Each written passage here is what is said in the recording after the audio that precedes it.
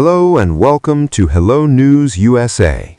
I'm your host, and today we bring you an in-depth analysis of a rapidly unfolding geopolitical crisis, one that could reshape the Middle East and send shockwaves across the global economy.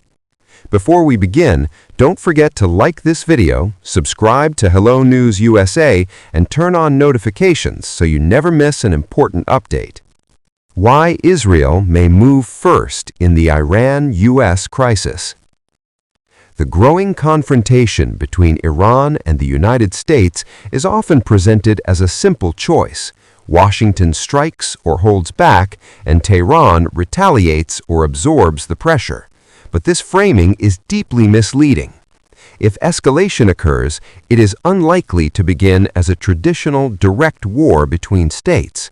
Instead, it is far more likely to unfold as a system-wide conflict activated through Iran's regional proxy network, and within that system, Israel is the most exposed pressure point. Israel and the Hezbollah front. As the region moved into late December and early January, intelligence assessments suggested Israel was preparing for a significant military campaign in southern Lebanon, potentially extending beyond the Litani River. This operation is believed to be primarily air-based, designed to severely degrade Hezbollah's military infrastructure in a way Israel has not attempted before. Public discussions, media reporting, and even statements by U.S. President Donald Trump reinforced the perception that Washington is aligned with Israel's objective to constrain Hezbollah. Iran's real red line, regime survival. The key question is not whether the United States will strike Iran. The real question is how Iran would respond if it believes American pressure is shifting from deterrence to regime-threatening action. Iran has spent decades preparing for this scenario. Its network of proxies exists to escalate without direct attribution, distribute risk across multiple theaters, complicate enemy decision-making, avoid direct state-to-state war.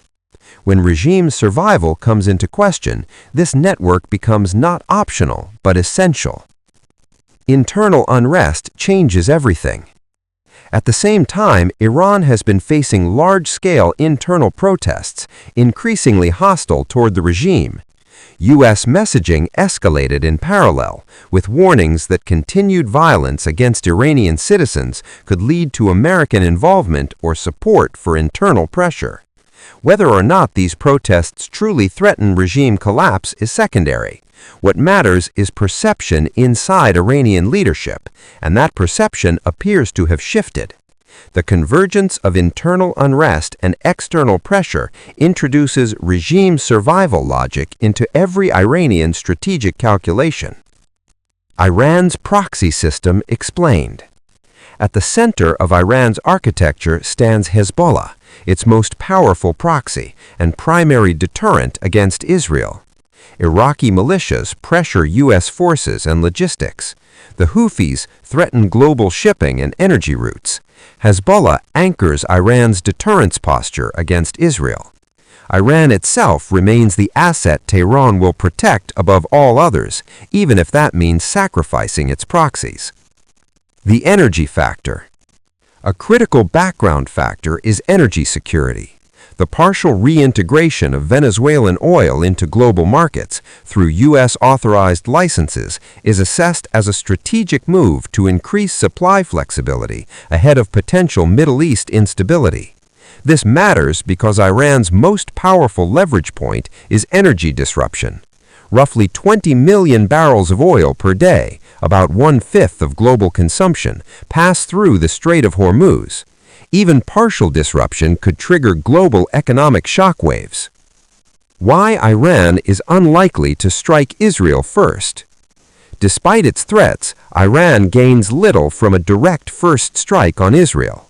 Such an attack would invite overwhelming retaliation, and most incoming threats would likely be intercepted. Israel's defensive posture is assessed as exceptionally strong, including Arrow 2 and Arrow 3 missile defense systems, emerging Iron Beam laser defenses, U.S. deployed THAAD batteries, Patriot systems, radar assets, and naval missile defense. This represents one of the largest U.S. missile defense surges to Israel in decades. Why Israel is also holding back. Israel, for its part, is assessed as deliberately avoiding a direct strike on Iran. Why? Because such a strike would give Iran exactly what it needs: a unifying external enemy, justification to crush internal dissent, a wartime narrative that stabilizes the regime. This creates a strategic stalemate. Israel cannot fully attack Hezbollah without risking Iranian entry. Iran cannot provoke Israel directly without risking devastating retaliation. The most likely scenario, according to this assessment, is the most likely opening move is not Iran striking Israel, but Israel preemptively striking Hezbollah. This could occur just before a U.S. strike on Iran, or almost simultaneously with it. The United States would focus on Iran itself. Israel would focus on Hezbollah and potentially the Houthis. This simultaneity would blur responsibility, reduce diplomatic fallout, and force all sides into immediate operational survival mode. Why this is so dangerous? The greatest risk lies not in a single decision, but in overlapping assumptions. Washington may believe escalation is controlled. Tehran may believe regime collapse is imminent. Hezbollah may see ambiguity as permission. Israel may interpret mobilization as an imminent launch window. When systems designed to distribute violence activate, control can disappear very quickly. Final thought. This is not alarmism. This is strategic reality. The danger is not a single strike. The danger is a region where every actor believes the first move is survivable, until the second and third moves prove otherwise. The coming period may be the final window where outcomes are shaped by choice, not momentum. That's all for today from Hello News USA. If you found this analysis valuable, please like, share, and subscribe to our channel for credible, in-depth international coverage.